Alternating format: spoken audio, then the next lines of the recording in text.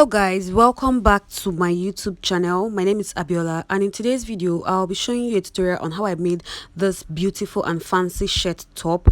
Guys, this is something I just came up with on my own when I saw this fabric. And after I posted a picture of me wearing it, I've gotten a few orders for a recreation, and obviously the recreation is always better because when I made this top I was mincing fabric. So look at my sleeves, are not even full, are not even as full as the one I made. And obviously it comes with buttons as well, but along the the bottom part of this top, it has false, what they call false buttons, because the buttons are not open. Not all of them are open. The ones down are not open. I sealed them. Then as for the back is really pretty. For mine I did loops, but for my client I preferred to do normal rope because I felt that was more, that was prettier and that was more matured. This top is very easy to make, and it's just very easy, and I promise that you're going to learn a thing or two, so keep on watching. That being said, let's go straight into the tutorial proper. The first thing I'm going to do is to show you the pattern I used in making mine.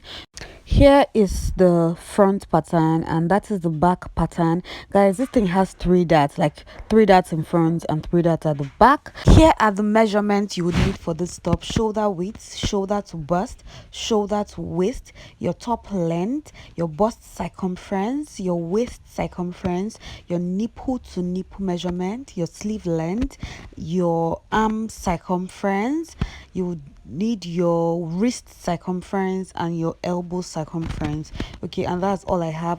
The first step is to draw out our buttonhole allowance. Okay, and I'm going to be using 2 inches, so I'm going to go ahead and mark out that 2 inches from the beginning to the end, after which I would use my meter rule to connect that into a straight line. Then I'll go in with my marker to highlight the lines. After that, I'll go ahead and mark out the shoulder width divided by 2. The shoulder width I'm working with is 17, divided by 2 is 8.5. So that's exactly what I marked at that point. Then I'll go ahead and mark my horizontal measurement. Her bust point, that shoulder to bust, is 11.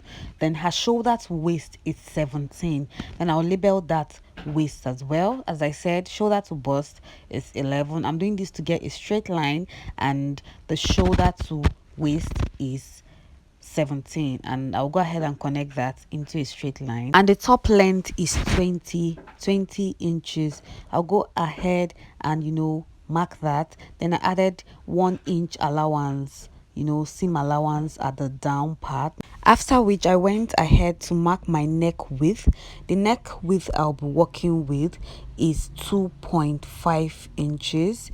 I would mark the neck width 2.5 inches. That's what I just marked. Then our shoulder is not straight, so I came down by 1 inch and I connected from that point to the neck width area.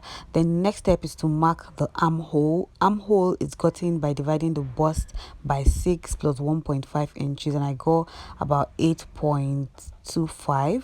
So I just rounded it, so I just marked 8.5.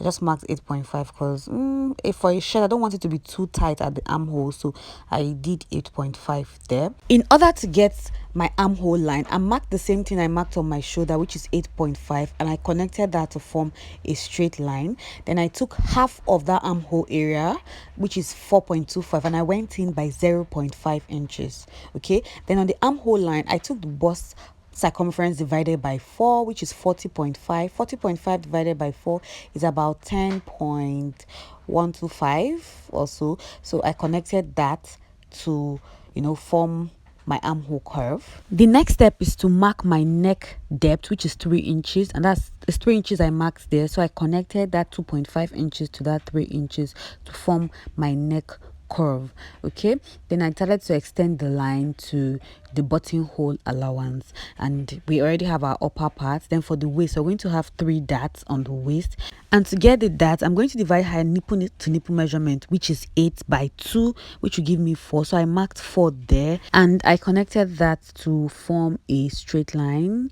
Okay, and After that, I decided to hold on with inputting the dart, and I decided to add my allowance and input other measurements which will help me with my next step. So I added 1 inch allowance at the armhole area. Her waist is 33 divided by 4, which is about 8.25. Then I added 3 inch allowance, like one for each dart, like 1 2 3. Then I added extra 1 inch for allowance, after which I went ahead to connect that into a straight line like this.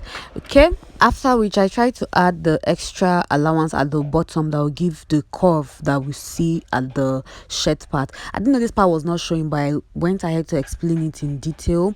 Like, what I did was to add 3.5 inches after the allowance. After adding that, I went ahead with my curved ruler to connect from that point to the allowance point, and you guys see now we already have that curve that you see at the front of that top, and I extended that to the buttonhole place. So guys, the next thing is to put in our dart. This is very easy, very easy, and we'll start by taking ½ inch on each sides of the line on the waist, which equals 1 inch dart. So what I did is take ½ inch on each sides of that leg, that equals 1 inch dart. Then I'll connect that. I'll come down on the bust point by 1 inch, then I'll connect that to that place, to that point, like this. Connect the other one like this, then the one below I'll also connect it downward like this. And yeah, that's basically it, but we have 3 darts, so hold on to see how I input the other dart. Then I'm going to take about 1 inch from the the last dart leg, 1 inch from that last dart leg. That's what I marked. Something I did, I'll mark ½ inch on each side of the line, ½ inch on each sides of the line. Then I would draw a straight line like I did for the first dart. I'll go ahead and form my straight line now and did the connection like I did for the first dart. I was supposed to come down 1 inch from the bust point, though I don't know, my mind was somewhere else, but I later corrected it. So I came out by 1 inch again from the last dart leg, and then took ½ inch on both sides, connected that into a straight line, and the same connection I did. And that's basically it. We're done with our darts. Okay, the next thing I would do is to label this pattern, the front pattern, and extend the line so that I can draw my back pattern on the same pattern paper. So I'll just extend this way, and I'm going to label that very quickly, back pattern.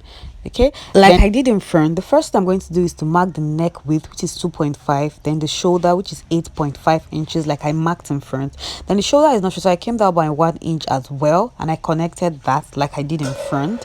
Okay, I've told you guys many times on this channel, like, the only difference between the front and the back pattern is the neck and the armhole curve. So I'll do the same thing I did in front, connect that, also mark out my bust divided by 4 inches, which is 10.125. Then take half of that armhole and connect it like this. We're not going in by ½ inch, which is one of the difference between the front and the back pattern. Okay, we'll still work on our neck, but right now I decided to label my pattern, okay, and also show you guys another difference between the front and the back pattern for this top. Okay, so I went ahead to label my armhole, my bust point, and the waist. This back pattern stops at the waist, if you've noticed. Okay, so we're not going beyond the waist. This back pattern stops at the waist point. Then at this point I decided to mark out all the allowance, add 1 inch, and mark out the waist 8.25. Then I added 3 inches for the extra dart, then 1 extra inch for allowance, and I connected that the same thing I did in front anyway, same connection. So the next thing is to input the dart the same way we did in front, just that this dart is not as long. Nipple to nipple divided by 2 is 4. I marked 4 inches. Okay, then this dart is also coming down from the bust point by 1 inch. So I decided to correct this one before I proceed to the other one. I went ahead to come down by 1 inch on all of them and connected them properly the way they should have been. Yeah, and yeah, this is exactly how your dart should be. Come down by 1 inch. Then I went ahead with my marker to connect that properly so that this becomes really clear for everybody to see. The next step is to, mark the dot like I said earlier, 4 inches. I'll connect that. I came down by 1 inch and I drew a line so that I don't forget this time. Connected that, took half inch on each side of the line, connected that. This dart is the same thing I took in front, okay? The same way I took the dart in front is the same way I'll take this dart. And if you notice, the difference between each dart is just 0.5 inches. Like the difference between each new dart is 0.5 inches, so you can just use that to work on to understand it better basically. So this is how I took my darts, and yeah, I have 3 darts at the back. These darts that are added, they have 2 purposes. It clenches the waist and it serves this decorative purpose. So the next thing I'll do is to go to the neckline. I'll come down by 1 inch at the neckline and I'll connect that to that 2.5 inch point, and that forms my back neck line. Okay, so guys, I'll go ahead and cut this out right now very quickly. Then I'll place it on my fabric and cut it out. I'm going to fast forward when I'm cutting it out on the fabric. What I really want to show you is the most effective way to transfer your darts to your fabric without you feeling stressed out, because transferring darts is very annoying, I can tell. So I'll quickly pin that down and cut them out and show you how I transfer my darts. In order to transfer my darts, I always make use of my pins and my fabric pen, or you can use any chalk you have. I will pass the pin through the paper and I would use the marker to make to point out the holes. Just take a look, pass out the pins there. Then I would use my fabric pen to mark it out behind, to just where the pins come out from. Okay, I would use my fabric pen to mark it out, just as simple as that. Then I'll connect the lines that I get. Then to transfer it to the other part, I'll just use the pins to pass it through. Then that's basically it. I just use my pins to transfer my data, and you can see everything looks nice. Same thing for the front. I'll pass the pins there, then mark out, use my fabric pen to mark it out, and just see basically. The next step is to cut out our sleeves, and I've already folded this into 4 so that I can cut out the 2 sleeves together, the left hand sleeve and the right hand sleeve together. And these are the measurements we'll be working with. The sleeve length is 26 inches. Before I talk about the sleeve length, this fold is about 13 inches wide because I'm going to pleat the sleeve. It's like a pleated gigot sleeve. This depends on how wide you want your sleeves to be. For this area that I'm pointing at right now, I want it to be 4 inches long, so I'll subtract 4 from 26, which will give me 22 inches. So what we're going to cut out right now for the sleeves is 22 inches before we now cut out that part, which is about 4 inches. So to cut out my sleeves, I'll have to calculate the cap height first, and the cap height is calculated by dividing the bust, which is 40.5 by 10 inches plus 1.2 inches, and that gives me 5.25. Okay, so that's what I'm going to use now. To the first thing I'm going to do, from the top of the sleeve, I am going to mark 5.25. That's what I marked to my fabric pen, so I'll connect that into a straight line. After connecting that into a straight line, like I said, I would go ahead to use my tape rule to mark 12.5 inches on that point. Then I would connect from the top to the 12.5. I'll connect a straight line, and this is to get my armhole curve. Then whatever I have on this line, I'll divide it by 3. 13.5 is what I had, divided by 3 is 4.5 inches. So I'll mark 4.5 on each of them. That divides it by 3. Then the last one, I'll divide the last one by 2. So 4.5 divided by 2 is about 2.25. So I'll mark 2.25 at that point. So now I'll come out from that top by 0.8 inches. Okay, I'll mark 0.8 and I'll form that into a straight line. Then for the midpoint, I'll come out by 0.8 inches as well and mark that. Then for the last line here, let's just connect first. Connect from that 0.8 to this current 0.8 inches.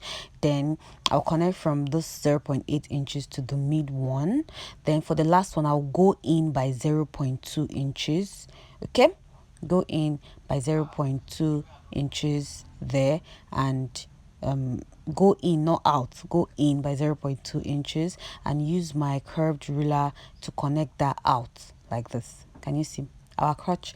That's a crotch, sorry, our armhole curve is formed, and I would mark. I told you guys we are using 22 inches, so I'll mark out the 22 inches plus half-inch allowance. So I marked 22.5, connected that into a straight line, because we'll use that half-inch to join that to the other part of the sleeve. I'll be pleating the tip as well, so I'll go ahead and cut that out to meet the upper part. And here's what I have. Since I'm pleating the other end, there's no need shaping it. So for the hand part, this round part, if you remember our calculation, we're supposed to cut out 4 inches, but plus 0.5 inch allowance that we used to join into the upper sleeve, I cut out 4.5 inches. Okay, you can see the 0.5 inch allowance I marked safe, so I cut out 4.5 inches in length. Yes, then for the width of this part, her round wrist is 9 inches. That's what I'm working with. Then I added 1 inches, then I cut out 10 inches in width. Yeah, so 4.5 inches in length and 10 inches in width, and I'm done with the sleeve. So guys, we've come to the end of this cutting tutorial. In our next video, I'll be taking you guys through the steps I took in joining everything. And if you cannot wait to see the video, hit the subscribe button and turn on post notifications so that you'll be the first to get it when I upload it. Thanks for watching, guys. Bye.